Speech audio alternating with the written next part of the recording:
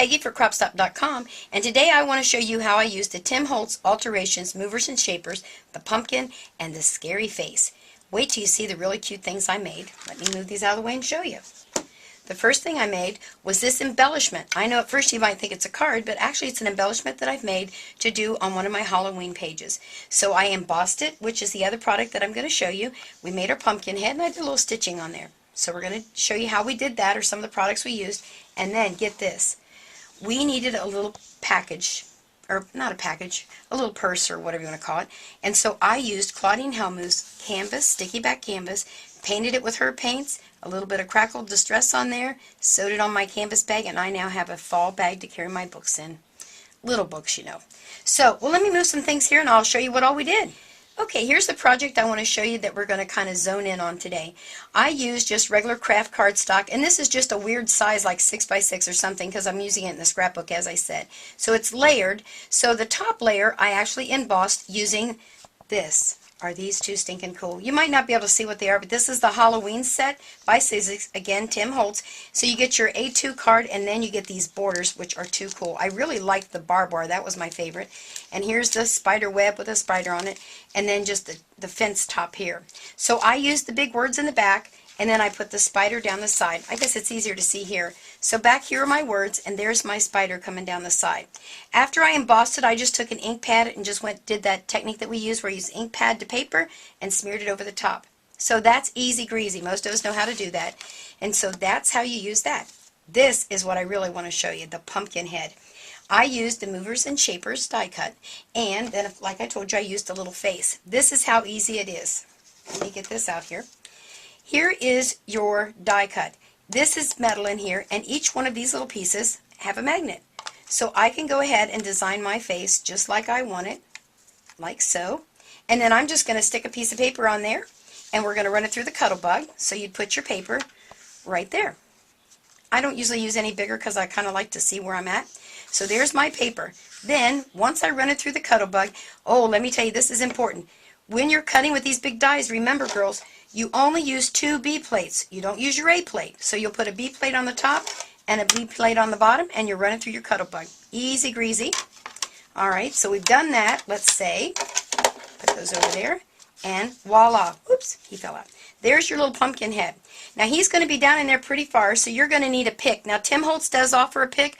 I haven't gotten mine yet, so I just went to my Cricut and got out this little pick, and you just stick it inside and pull out your face. So there is my little pumpkin face. Now, here's the fun part. You're going to want to paint this using Claudine's paints. So let me just show you how I blend those real quick. If you guys like to use the acrylic paint and use a lot, I would recommend getting these little jars, but look what she's done for those of you who use just a little bit. She's got a little set out there, so you don't have to buy a ton of it, and you get all these fall colors.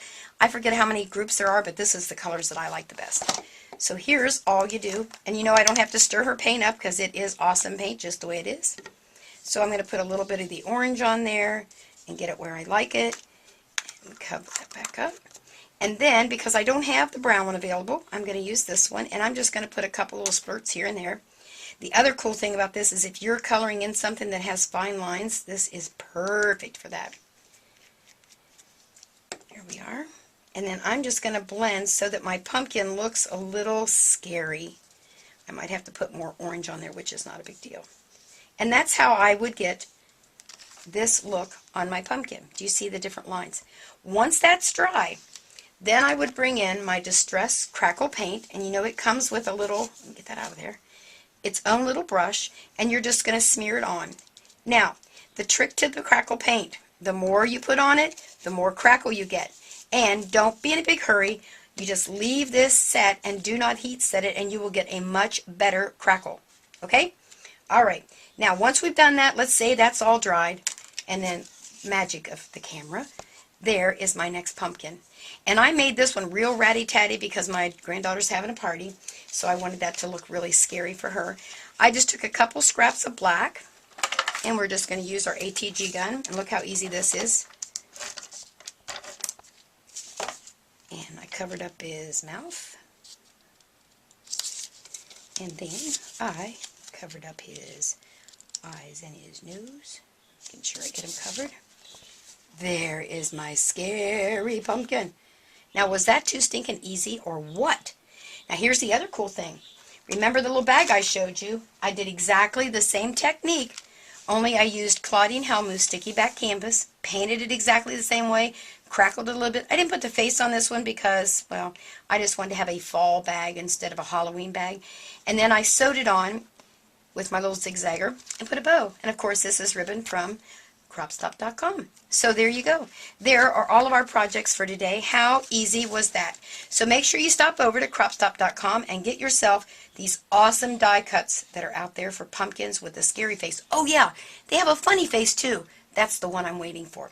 All right, you girls have a great day and tell 'em Peggy sent you. Bye.